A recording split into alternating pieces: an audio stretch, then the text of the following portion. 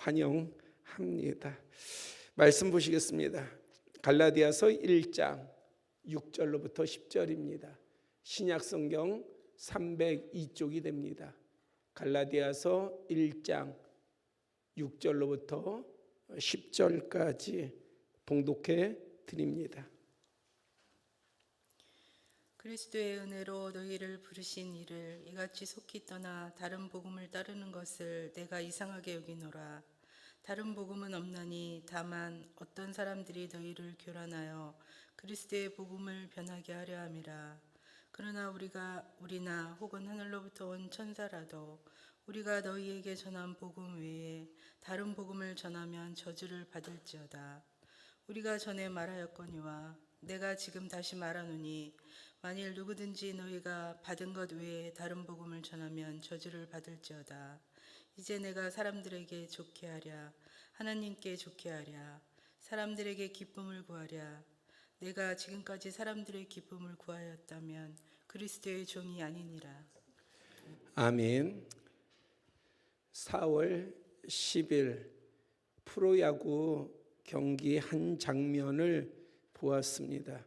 제가 스포츠를 보지를 않는데 가끔가다 뭐 특별한 일이 있으면은 이렇게 영상이 뜨잖아요. 그래서 보게 됐어요. 한 선수가 3루타를 치고 그 다음에 1루타를 치고 그 다음에 홈런을 기록했습니다. 아마 여자분들은 잘 모르시겠지만은 이렇게 한 경기에 다양한 타격을 하기가 쉽지 않지 않습니까? 이제 2루타 하나만 치면 잘 아시듯이 사이클링 히트가 됩니다. 그것은 개인 최고의 기록 중에 하나지 않습니까? 정말 이루기 힘든, 어떻게 보면 평생에 한 번 이룰 수 있을까 말까 대부분의 선수들이 이루지 못하는 그러한 기록이잖아요. 그러니 이제 한 타석에서 2루타만 치면 되는 거예요. 8회 말 4대4 만루 상황에서 그 선수가 타석에 들어섰습니다. 그리고 타격을 했어요. 근데 큰 안타가 났습니다. 그가 1루를 지나서 2루에 도달했으니 어떻게 해야 돼요? 멈춰야죠. 그렇죠? 멈추면 사이클링 히트가 되는 거예요. 대기록이 되는 거예요. 개인으로서는 대단히 큰 영광입니다. 그러니까 코치가 화면에 비치는데 코치가 멈추라고. 왜? 큰 안타를 쳤었는데 지나가면 안 되니까 코치가 멈추라고. 원래 일반적으로 코치는 어떻게 해야 돼요? 빨리 더 가라고 해야 되는 거 아니에요? 그런데 개인의 대기록이 있으니까 멈추라고. 선수들도 다른 선수들도 다 그 더가웃에서 막 멈추라고 막 소리를 치는 거예요. 관중들도 멈추라고. 그런데 그 선수는 조금도 망설이지 않고요. 멈추지 않고 3루까지 뛰었어요. 화면을 보니까 조금도 망설임이 없었어요. 그는 사이클링 히트라고 하는 그 영광스러운 개인 기록을 스스로 포기하고 3루까지 달렸습니다. 경기 후 인터뷰에서 궁금할 거 아니에요. 아니 왜 2루에 멈추지 않았습니까? 2루에 멈추기만 했으면 당신 대기록을 세웠을 텐데 왜 멈추지 않았습니까? 물으니 이렇게 대답을 했습니다. 물론 개인의 기록은 정말 영광스러운 일입니다. 그러나 팀보다 더 위대한 선수는 없습니다. 멋지지 않아요? 저는 그 선수가 누군지 이름도 저는 처음 봐요. 그런데 참 멋지다. 야구 선수로 참 멋지잖아요. 뭐가 멋집니까? 정말 본질적인 것을 위해서 자신의 개인의 영광을 내려놓을 수 있는 용기, 그거 아무나 할 수 있는 거 아니지 않습니까? 얼마나 멋져요. 성도 여러분, 오늘날 교회는 왜, 그리스도인들은 왜 무너지고 있을까요? 그게 그냥 우리가 하기 위한 말이 아니라 전체적으로 우리가 그렇게들 생각하잖아요. 한국 교회만 그런 것이 아니라 지금 전 세계적으로 그리스도인들이, 교회가 무너지고 있습니다. 그럼 왜 무너질까요? 어떤 이들은 정치적인 핍박을 얘기하고, 어떠한 교회가 무너지는 것을 남 탓하고 시대 탓하고 뭐 여러 가지의 탓을 합니다. 그런데 가장 큰 원인은 무엇일까? 주님보다, 복음보다 자신의 유익과 성공을 그리스도인들이 먼저 선택하고 자신의 만족을 더 추구하기 때문이 아닐까요? 교회도 그러하고 그리스도인들도 그러하고, 교회도 자기 교회, 그리스도인들도 자기의 욕심, 복음보다 그것을 더 가치 있게, 우리 교회가 성장하기 위해서, 우리 교회가 잘 되기 위해서는 얼마든지 복음을 가리더라도, 세상을 따라서, 세상은 뭘 얘기합니까? 수단과 방법 가리지 않는 게 아니겠어요? 성공을 하려면 수단과 방법 안 가리는 거잖아요. 교회도 성장하기 위해서는 수단과 방법을 가리지 않아도 된다라고 한다면 그 교회는 커질지 모르고 정말 성장할지 모르지만, 그러나 결국 그것이 주님 앞에서는 망하는 길 아니겠습니까? 1년 전 주일 예배 때 본문 10절을 중심으로 사람들에게 좋게 할 것인가, 하나님께 좋게 할 것인가에 관한 말씀을 나누었어요. 그러니까 1년 전 5월 달 제가 설교 본문을 뭐를 했느냐를 찾아보시면 거의 동일 본문이에요. 1년 전에 나누었다고 한다면은 지금은 우리가 해답을 가지고 있어야 되잖아요. 지금 우리의 삶이 하나님 보시기에 좋게 하는 삶인가, 사람을 보기 좋게 하기 위한 삶인가, 지금 우리는 어떤 삶을 살고 있는가? 1년 전에 예배 가운데서, 주일 말씀 가운데서 우리가 나눴다면 여러분들이나 저나 이 답을 가지고 있어야 하지 않겠습니까? 과연 나는 어떤 답을 내놓을 것인가? 이 시간에는 본문 6절부터 9절로 복음의 교회를 연관지어서 살펴보고자 합니다. 6절에서 사도 바울은 놀라고 있어요. 너희가 이렇게 속히 떠나느냐? 놀란 거예요. 여기서 떠난다는 것은 단순히 교회 이동이 아닙니다. 그리스도의 은혜로 부르신 하나님에게서 멀어지는 것이에요. 그런데 어떻게 멀어지느냐? 속히, 급히 멀어지는 거예요. 스스로도 모를 만큼 빠르게 떠나가는 것입니다. 그리고 그 떠나는 모습은 바로 다른 복음을 따르는 것을 의미합니다. 누구에게요? 믿음의 사람이, 그리스도인이 아니면 상관없지만은, 하나님의 자녀, 하나님의 백성이 아니면 상관없지만은, 하나님의 백성 된 자가, 그리스도인 된 자가 복음을 떠나면은요, 그것은 그냥 복음을 떠난 게 아니에요. 다른 복음을 따르는 게 됩니다. 그런데 사도 바울이 깜짝 놀란 거예요.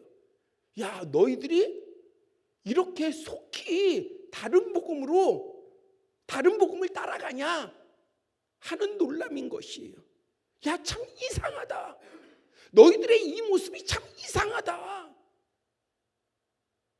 복음을 받았으면서도, 주님의 말씀을 받았으면서도 그렇게 너희들이 빠르게 떠날 수 있단 말이야? 놀라운 거예요. 그러면 여기서 말하는 다른 복음은 무엇일까요?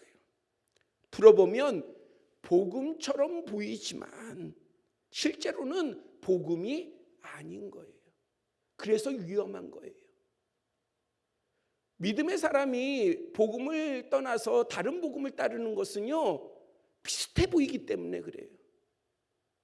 우리가 분명한 믿음을 가지고 복음을 분명하게 붙잡지 않으면은 우리는 너무나도 쉽게 다른 복음으로 넘어가게 되어 있습니다. 복음은 무엇입니까? 살아계신 하나님의 독생자 예수 그리스도께서 십자가에 죽으시고 부활 승천하신 후 다시 오심으로 완성하시는 구원입니다. 이것은 우리가 세상이 뭐라고 얘기를 해도, 나와 가까운 사람들이 어떻게 이야기를 해도 우리가 양보할 수 없을 뿐만이 아니라 결코 변할 수 없는 진리입니다. 이것이 복음이에요. 다른 어떤 것도 교회에서 이보다 더 중요한 메시지가 없는 거예요. 교회가 이 복음을 무시하고 성도들의 성공과 성도들의 부귀와 성도들의 형통감만, 이런 것만을 전한다고 한다면 그것은 성도들로 하여금 차츰 복음의 본질로서부터 멀어지게 하는 것입니다. 정말 성도들이 성공을 하고 정말 성도들이 형통하려면 계속해서 듣고 또 듣고 또 듣고 지겹도록 들어도 이 복음을 계속해서 바탕 가운데에 심어줘야 하는 거예요.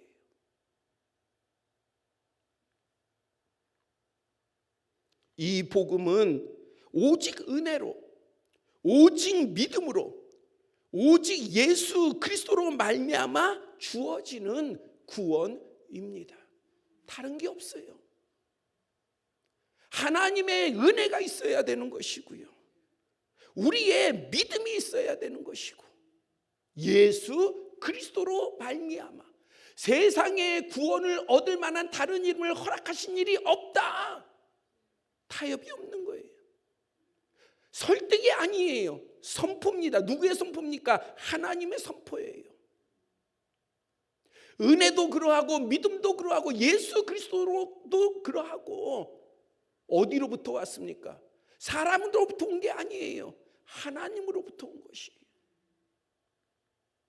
그러기에 우리는 이것을 빼앗겨서도 안 될 뿐만 아니라 우리의 심령 가운데에 흐려져서도 안 되는 것입니다. 그런데 갈라디아 교회 안에는 사람의 행위와 조건, 인간의 공로가 더해진 복음이 들어왔습니다. 겉으로는 복음처럼 보였지만 그 안에는 예수 그리스도만으로는 부족한 것이 있다라는 생각이 담겨져 있는 거예요. 아, 예수 그리스도는 충분하지 않구나 라는 것이 교묘하게 파고든 거예요. 여러분들은 교회 오면 행복하십니까? 여러분들은 믿음 생활에서 행복하십니까? 왜 행복하지 못해요? 여러분들이 왜 믿음을 가졌는데 행복하지 못할까요? 그것은 예수 그리스도로 충분하지 않기 때문에 그런 거예요. 그렇지 않습니까? 여러분들이 실질적인 행복하지 않은 이유는 물질 때문이잖아요. 아니면 사람 때문이잖아요. 아니면 어떠한 환경 때문이잖아요. 어떤 세상의 문제 때문이잖아요. 여러분의 마음에 들지 아니하는 것, 아니면 여러분들의 기대대로 되지 아니하는 것, 그런 것 때문에 여러분들이 기쁘지도 않고 행복하지도 않잖아요. 그런데 성경은요, 뭐라고 말씀하십니까? 믿음의 사람은요, 예수 그리스도로 충분하다는 거예요. 왜냐하면 예수 그리스도에게 생명이 있고, 예수 그리스도에게 구원이 있고, 예수 그리스도에게 하나님의 나라가 있고, 예수 그리스도에게 정말 하늘로부터 부어지는 우리를 향한 은혜가 있다는 거예요. 우리는 그 안에서 충분히 행복할 수 있는 거예요. 기뻐할 수 있는 거예요. 즐거워할 수 있는 거예요. 때로 어떤 일을 부딪히다 보면 고민해야죠. 근심해야죠. 왜? 우리가 이 땅 가운데서 문제를 풀어가려면 좀 더 고민도 해야 되고 어려움도 겪어야 되고 그것도 돌파해야죠. 이런 것에 따르는 힘든 그런 부분들이 왜 없겠습니까? 그래도 우리의 심령은요, 우리의 심령은 자유해야 되는 것이고 당당해야 되는 것이고, 우리의 심령은 기뻐해야 되는 것이고, 그것이 목사의 설교가 아니라 성경은요 그렇게 말씀하시잖아요. 야, 너희 항상 기뻐해. 너희 범사의 모든 일, 모든 상황 가운데 감사해. 하나님의 말씀이잖아요. 하나님의 말씀이 우리가 하지 못하는 것을 제시하십니까? 우리를 놀리려고요? 아니면 우리를 시험하려고요? 아니잖아요. 하나님의 말씀은 진리잖아요. 문제는 우리가 예수 그리스도로 충분하지 않기 때문에 그러는 거예요. 충분하지 않은 이유는 내가 예수 그리스도와 온전히 함께하지 않기 때문에 예수 그리스도로부터 오는 힘과 능력과 기쁨과 즐거움과 은혜가 부족하기 때문에 그런 거예요. 없기 때문인 거예요. 그러나 내가 예수 그리스도와 함께하면 세상이 어떠하든, 일제강점기에 순교의 길을 걸어갔던 분들이 다 원망하고 불평하면서 걸어갔습니까? 아니에요. 그분들 당당하게 기뻐하면서 즐거워하면서 당당하게 그 순교의 길을 걸어갔습니다. 왜요? 예수 그리스도로 충분하기 때문에 그래요. 전에도 말씀드렸지만은 제가 우연찮게 뭔가 계획을 짜고 그런 것이 아니라 아내하고 저 신안 쪽에 내려갔다가 올라오는 길에 운전을 하면서 올라오다 보니까는 간판이 보여요. 이정표가 보여요. 순교자 기념교회. 그 일대가 되게 많더라고요. 그래서 올라오면서 이것도 기획원이 하고 그 순교자 기념교회들을 다 들렸어요. 보이는 대로. 어린아이, 부모가 아이들을 살리려고 복음을 타협하는 게 아니라 자신들의 어린아이를 부여잡고 그 순교의 그 길을 찬송을 부리면서 그 길을 걸어갔더라고요. 왜 그렇게 할 수 있습니까? 사랑 때문에요? 세뇌되어서요? 아니에요. 그리스도의 은혜가 있는 거예요. 그리스도의 은혜가 충분한 은혜가 있는 거예요. 여러분들이나 저나 어떠한 문제가 있든 우리가 예수 그리스도의 충분한 은혜가 있다면 우리는 어떠한 시험이든 다 이길 수 있는 줄 믿습니다. 기뻐할 수 있는 줄 믿습니다. 돌파할 수 있는 줄 믿습니다.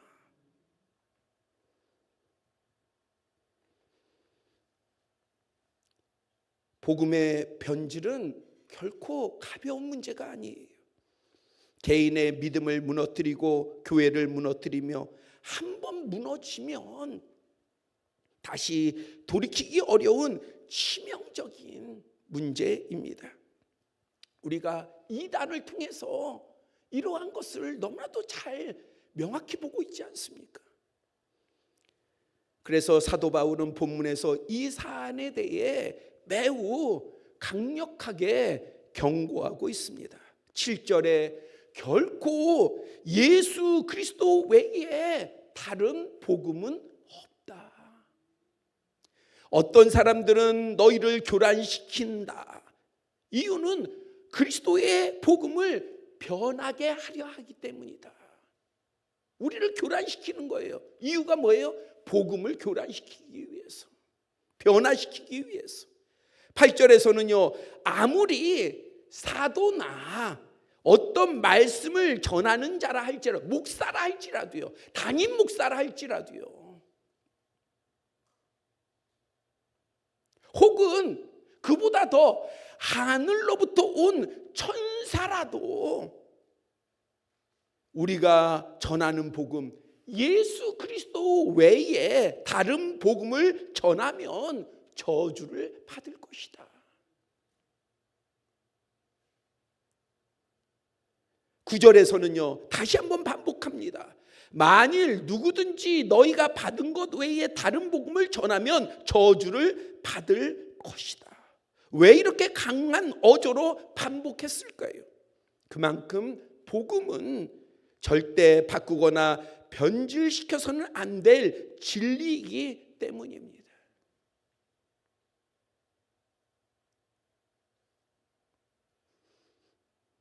제가 최근에 여러 목사님들과 다양한 대화를 했어요. 그러면서 문득 그런 생각을 든 거예요. 우리가 복음을 전하나 교회를 전하나?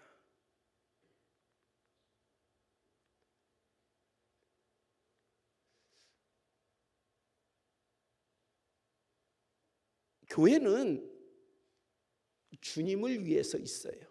주님의 몸된 교회죠. 그러나 주님은 사실 교회를 위해서 있는 게 아니에요. 이해하기 쉽게 풀어보면 이런 거예요. 교회가 없어도 주님의 영광은 변하지 않아요. 그렇죠? 그런데 교회에 만약에 주님이 함께 하시지 않는다면요, 그것은 더 이상 교회가 아닌 거예요.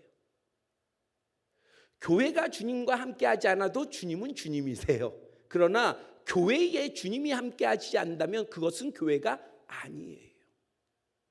그러니까 교회는 무엇을 바탕으로 해야 되느냐? 주님을 바탕으로 해야 되는 거예요. 그리스도를 바탕으로 해야 되는 거예요.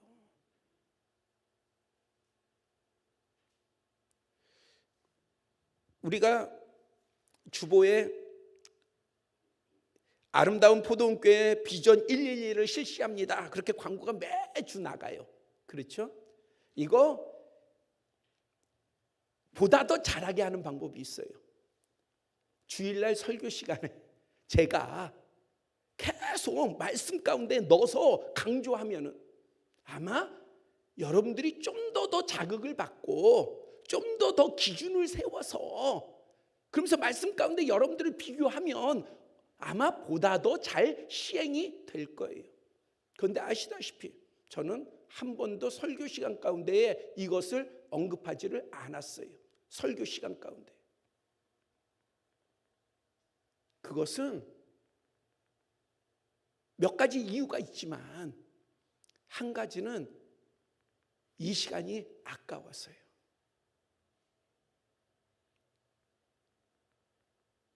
오늘날 성도들이, 대부분의 성도들이 주일날 이 시간 한 번 나오는데 이 시간마저도 복음을 못 듣는다고 한다면, 주님의 말씀을 못 듣는다고 한다면, 그 말씀이라고 하는 것은 목사의 설교가 아니라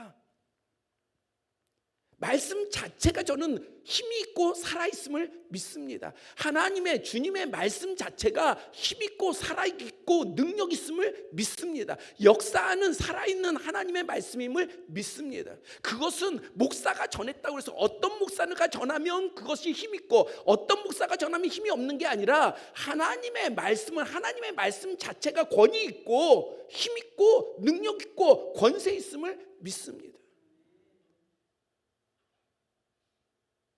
또 하나는요, 절대 어떤 것도 주님의 말씀보다 앞설 수 없어요. 교회의 행사, 교회의 어떠한 조직, 교회의 어떤 프로그램, 아니면은 교회나 담임 목사의 독트린, 특별한 우리 교회는 하면서 뭔가 제시하는 것들이 있지 않습니까? 우리 교회는 몇백 명을 목표로 합니다. 복음보다 그러한 것들이 강조되어지는 거. 모르겠어요. 여러분들 생각은 어떨지 모르지만 저는 그것을 다른 복음이라고 생각합니다. 왜? 그 말들이 잘못됐다는 게 아니에요. 예수 그리스도의 복음보다 더 우위에 서고 더 우선시되고 더 강조가 된다라고 한다면 그렇다면 무엇이 변질된 복음이겠습니까? 이런 부분에 대해서 목사만이 고민하는 것이 아니라 교회가 고민해야 되지 않겠어요? 그러기에 사도 바울은 미련해서가 아니라, 그가 몰라서가 아니라, 사람들의 상황을 이해 못해서가 아니라 복음이 너무 중요하기 때문에 그 복음 안에 참 생명이 있고 참 능력이 있기에 그래서 다른 복음을 변화된 복음을 변화시키는, 변질시키는 것에 대해서 강하게, 아주 강한 어조로 경고하고 있는 것입니다.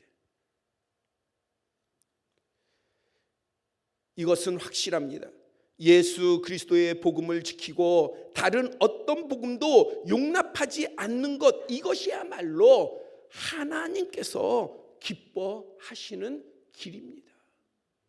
그래서 교회뿐만이 아니라 그거를 교회의 사명으로 두지 마세요. 교회의 몫으로 두지 마세요. 우리 개개인들도 마찬가지예요. 우리 개개인들도 내가 믿는 사람이라고 한다면은 예수 그리스도의 복음을 내 중심에 두어야 되는 것이지, 그것을 우리가 다른 여러 가지의 핑계 가운데서 그 복음을 뒤에다 두면 되지 않습니다. 왜냐하면 하나님께서 결코 기뻐하시지 않기 때문이에요. 그렇다면 오늘 우리 공동체가 깨어서 경계해야 할 다른 복음들은 구체적으로 무엇일까요? 첫째, 회개가 없는 복음이에요. 회개가 없는 복음. 죄와 허물에 대한 돌이킴이 없이 자기 깨우침과 위로에만 머무는 신앙입니다. 복음은 우리가 우리의 잘못, 우리의 허물, 우리의 죄를 깨닫고 회개하고 예수 그리스도의 이름으로 회개하고 그 죄의 용서함을 받으면서 그 안에서 다시 회복하고 힘있게 나아가야 되는데, 그런데 하나님의 말씀을 내 핑계 삼고 내 피난처 삼고 내 위로 삼고, 내가 교회에서 예배 드렸으니 내가 죄를 짓든 내가 잘못을 하든 내가 어떠한 허물을 내가 가지든 그것이 나한테 큰 문제가 되지 않는다라고 하는 위로를 받는다고 한다면 그것 또한 복음의 정말 진실한 그 복음의 중심을 해치는 것일 겁니다. 겉으로는 신앙처럼 보이지만 십자가 구원이 빠진 허울뿐인 그것은 그냥 종교예요. 우리는 종교를 믿는 게 아니에요. 예수 그리스도를 믿. 사람들은 구분하기 위해서 기독교라고 하지만은 우리는 기독교를 믿는 게 아니에요. 예수 그리스도를 믿는 것이고 살아계신 하나님을 믿는 것이지, 종교를 믿는 게 아니에요. 세상 사람들은 종교를 할지라도, 종교로 구분한다 할지라도. 둘째는요, 번영과 성장, 그것만을 기준 삼는 복음입니다. 고난과 연단 안에 있는 거룩성은 외면하고 세상 성공이나 이익만을 추구하고 그것에만 집착하는 거예요. 왜 교회에 나오냐? 성공하기 위해서. 왜 교회에 나오느냐? 부자 되기 위해서. 왜 교회에 나오고 왜 하나님을 믿습니까? 아무 문제, 아무 염려, 아무 근심, 아무 고난 내가 받지 않기 위해서. 그런데요, 성경은요, 실질적으로 우리의 삶의 고난에 뭐가 있는 줄 아십니까? 믿음의 사람이 받는 고난에는요, 거룩성이 있어요. 예수 그리스도께서 걸어가신 길이 형통의 길만 아니었잖아요. 오히려 고난의 길이었잖아요. 십자가의 길이었잖아요. 그리고 그 고난의 길과 그 십자가 안을 들여다보면요, 거기에는 거룩함이 있는 거예요. 거룩함이. 여러분들의 고난을 그냥 세상 가운데서 아니 예수님이 천국에서 고난 당하셨습니까? 아니잖아요. 예수님이 십자가를 어디서 지셨어요? 이 땅에서 지셨잖아요. 예수님이 채찍에 맞으신 것도 이 땅이요. 예수님이 못 박히신 것도 이 땅이요. 옆구리에 창에 찔리신 것도 이 땅이에요. 그것으로 우리가 구원을 받았어요. 예수님이 걸어가신 그 길에, 그 고난에는 거룩함이 있는 거예요. 그렇다고 한다면 오늘 우리는 무엇으로 살아갑니까? 물질로 살기도 하고 꿈을 가지고 살기도 하고 이상을 가지고도 살기도 하지만은 우리는 믿음의 사람으로서 예수 그리스도와 함께 예수 그리스도의 복음으로 살아가지 않습니까? 우리가 그러한 삶을 살면서 고난을 맞이하는 거예요. 어려운 시련을 맞이하는 거예요. 역경을 맞이하는 거예요. 시험도 당하는 거예요. 미혹도 당하는 거예요. 그런데 우리는 우리의 모습으로만 나가는 게 아니라 우리 안에 예수 그리스도가 계시단 말이에요. 우리가 주님과 함께 하잖아요. 그래서 그 주님과 함께 하면서 우리가 이 고난의 길, 시련의 길, 어려움의 길을 걸어간다고 한다면 우리가 받는 고난 안에도 거룩성이 있는 겁니다. 그것을 볼 수 있기를 바라요. 그 거룩성을 봐야 여러분들이 해결해야 될 사람을 포기하지 않습니다. 여러분들의 소중한 사람들을 포기하지 않는 거예요. 그리고 여러분들이 실망과 절망 가운데, 낙심 가운데 깊은 웅덩이에 빠지지 않아요. 얼마든지 우리가 새 힘을 얻어서 회복할 수 있고요, 일어설 수 있고요, 나아갈 수 있습니다. 주님의 고난은 고난으로 끝나는 게 아니에요. 주님의 고난이 있음으로 말미암아 뭐가 있습니까? 부활의 영광이 있는 거예요. 마찬가지예요. 우리가 예수 그리스도와 함께 이기지 못할 것이 없고 우리가 이겨나가면 그러면 그 고난이나 시련은 고난과 시련에서 끝나는 게 아니라 반드시 부활의 영광이 있는 줄 믿으시기를 바랍니다. 부활은 뭡니까? 다시 살아나는 거예요. 다시 역사하는 거예요. 다시 힘있게 나아가는 겁니다. 더욱이 이 부활은요, 영원한 생명이라고 하는 놀라운 큰 소망 가운데 나아가는 것입니다. 그러니 우리의 고난을 원망하고 불평하고 거기에 매여서 거기에 끌려서 그 사슬에 묶여서 끌려다니지 마세요. 끌려다니는 자가 아니라 복음으로 이기는 자가 되기를 소망합니다. 셋째는 예수 그리스도보다 지역교회가 더 중심이 되는 복음입니다. 복음보다 지역교회가 앞설 수 없어요. 다시 말하자면 복음보다 아름다운 포도원교회가 앞설 수 없는 거예요. 아름다운 포도원교회는 예수 그리스도를 위한 교회이지 우리의 친목단체도 아닌 것이고 우리의 이상을 펼치는 것도 아니에요. 성도들의 이상을 펼치는 것도 아닙니다. 예수 그리스도를 위해서 세워진 주님의 몸된 교회입니다. 그래서 목사의 행적이나 자랑, 교회의 목표나 행사, 시스템, 조직 이러한 것들이 다 소중하지요. 그러나 복음보다 더 강조되거나 더 위에 있어서는 안 됩니다. 왜냐하면 그렇게 되면 실제로 복음이 흐려지게 되고요, 사람과 세상이 그 중심을 차지하기 때문입니다. 성도 여러분, 다른 복음은 멀리 있는 게 아니에요. 이단에게만 있는 게 아니에요. 변질된 복음은 우리의 근처에 있어요.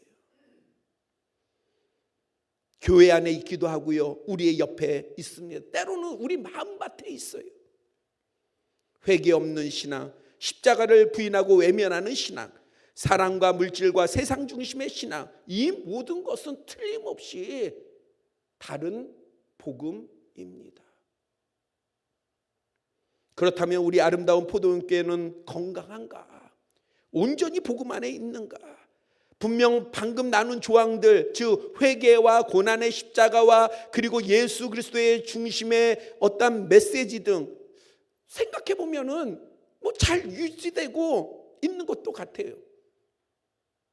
회개 복음 전하고요. 그렇다고 번영과 성공만을 이야기하는 것도 아니고 또 목사의 어떤 부분이나 사역의 부분의 자랑과 어떤 교회의 자랑이나 어떤 시스템이나 이런 부분들에 매여 있지도 않는 것 같고요. 그래서 우리 교회는 잘 유지된다고 여겨집니다. 그런데 저는 쉽게 우리 공동체가 건강하고 온전히 복음 안에 있습니까? 저한테 묻는다면은 저는 자신 있게 대답을 못할 것 같아요. 아니, 자신 있게 대답을 못했어요. 몇 번 나누었지만 고난주간을 지내며 제 마음은 대단히 무거웠습니다. 성도들이 고난주간 새벽 예배에 참여했는가의 부분이 전혀 상관없는 것은 아니에요.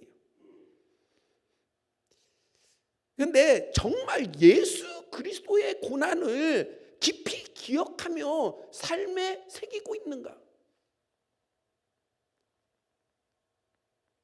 우리가 사랑하는 그 예수 그리스도 365일을 우리가 예수님이 나를 위해서 죽으신 그 사랑을 기억해야 되지만, 그러나 우리가 사실은 실질적인 삶 가운데서 어떠한 이유든지 간에 우리가 그렇게 집중하지 못하는데, 그러면 적어도 예수 그리스도께서 고난의 십자가를 기억한 그 길, 그 시간이라고 한다면 우리가 좀 구별해서 그래도 1년에 한 번은 나를 위해서 죽으신 그 십자가의 길을 새겨봐야 되지 않겠어요? 과연 우리 성도들이 그러한가? 예배에 참석했냐 안 참석했냐 그건 후차적인 문제고요. 정말 우리 성도들이 그러할까? 어떠한 사정이 있어서 교회에 나오지 못했다 할지라도 정말 십자가의 그 고난을, 예수님의 십자가의 고난을, 그러면 집에서든지 어디서든지 그 고난의 그 시간 가운데에 한번 새겼어야 되지 않아요? 근데 제가 자신 있게 우리 성도님들은 예수 그리스도의 고난에 동참했을 거야, 자신하지 못하겠는 거예요.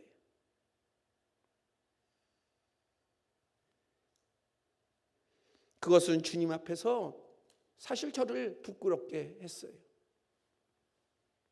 주님이신데, 예수님이신데, 우리를 위해서 십자가에 죽으신 분이신데, 예수님이 구걸하시는 것도 아니고,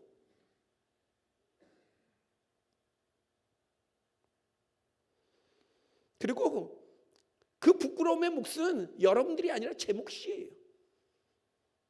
담임 목사의 몫은 아니겠습니까? 그리고 이어 예배와 섬긴 교회의 여러 모습들을 생각해 보면서 질문이 생겼어요. 우리 공동체가 무엇을 놓치고 있는가? 무엇을 잃어버리고 있는가? 처음에는 사역 부분에서 접근해 보았습니다. 근데 곧 그것이 무엇인지 바로 깨달았어요. 우리가 사역을 못하는 것이 아니라 사실은 사명을 잃어버리고 있어요. 우리 교회 직분자 여러분, 한번 생각해 보세요. 우리가 지금 사명을 잃어버리고 있지는 않아요?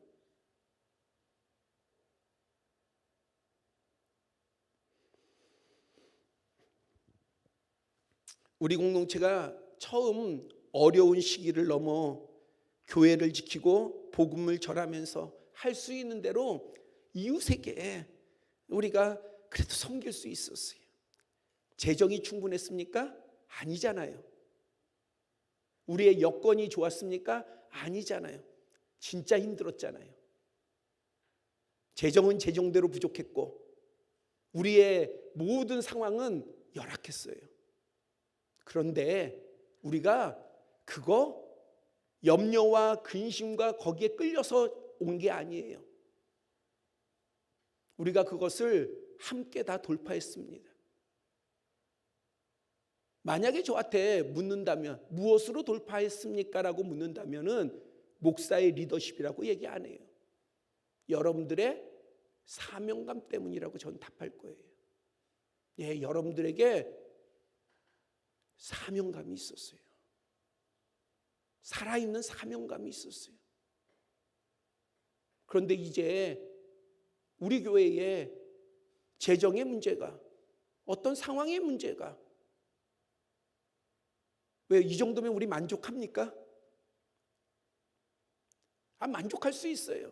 그런데 문제는요, 우리의 사명감이 흐려질까 봐요. 주님을 향한 그 사명감이라고 하는 것은 주님을 향한 사랑이고 우리의 고백 아닙니까? 그리고 주님께서 우리를 향해서 베풀어 주신 그 무한한 것에 대한 우리의 반응이잖아요. 우리의 반응.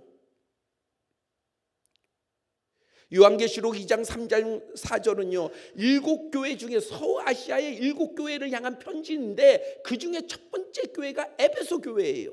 이 에베소 교회를 향해서 뭐라고 말하고 있느냐? 네가 참고 내 이름을 위하여 견디고 게으르지 아니한 것을 아노라. 예, 우리의 교회의 모습이었어요. 우리는 잘 견뎠고요. 그 다음에 게으르지 않았어요. 그러나 너를 책망할 것이 있나니 너의 처음 사랑을 버렸노라. 너의 처음 사랑을 버렸노라.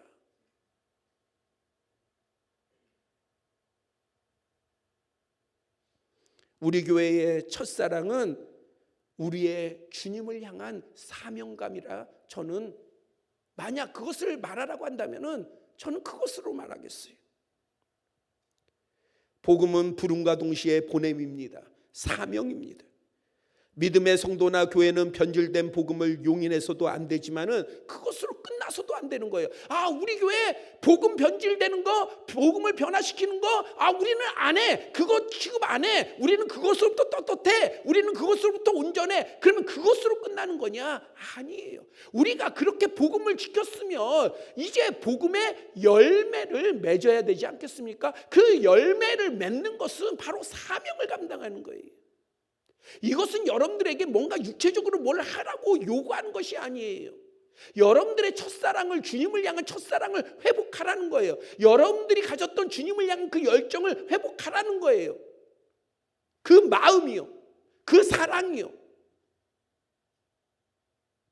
우리에게 변질된 복음이 아니라 온전한 복음이 있다고 한다면, 그렇다면 모든 기관에서나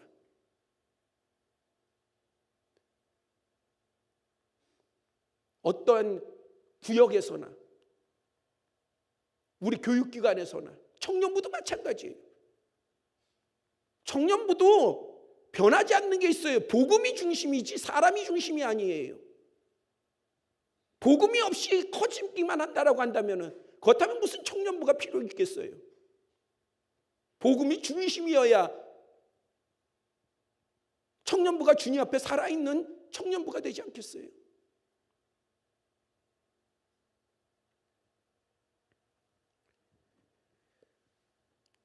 주님 앞에서 받은 사명을 기억하고 회복할 때 우리는 결실의 풍성함을 거둘 것입니다. 그것은 틀림없이 그럴 때에 진짜 그것이 우리의 기도의 응답이 될 것이고요, 삶의 복이 될 것이고, 우리의 소중한 자녀들을 향한 거룩한 유업과 기업이 될 것을 믿습니다. 우리가 주님의 선한 역사를 믿읍시다. 주님이 선한 주장하실 것을 여러분들 각 사람을 향해서, 그리고 각 가정을 향해서 역사하실 것을, 여러분들의 기업과 터전을 향해서 살아계신 하나님께서 역사하실 것을 믿으시기를 바랍니다. 그것은 우리가 복음 안에 서 있기 때문에 그래요. 그리고 우리가 주님을 향한 첫사랑을 분명히 지키고 있기 때문입니다. 그러면 이 놀라운 복의 역사가 분명히 우리에게, 우리의 삶의 산 증거로 나타날 줄 믿습니다. 우리 아름다운 포도원교회에 예수 그리스도의 복음을 지킵시다. 그리고 주님께서 맡기신 사명, 우리가 첫사랑을 놓치지 아니하고 주님을 향한 사랑으로 우리가 돌아갑시다. 기도드리겠습니다.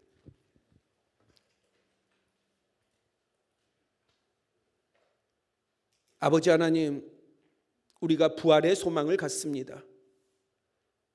정말 주님을 향하여서 주님께서 기뻐하시는, 사람이 아니라 세상이 아니라 하나님께서 기뻐하시는 바를 다시 찾아 나아가기를 원합니다. 복음 위에 굳게 서는 우리 모두가 되게 하여 주시고, 또한 주님께서 우리에게 맡기신 사명을 기억하는 우리 모두가 되게 하여 주시며, 우리가 믿음으로 나아감으로 말미암아 그 사명이 이루어져 정말 하나님께서 주시는 그러한 선하고 좋은 결실이 풍성한 우리 교회요, 우리의 심령이요, 우리의 가정들이 되게 하여 주시옵소서. 예수 그리스도의 이름으로 기도드렸사옵나이다. 아멘.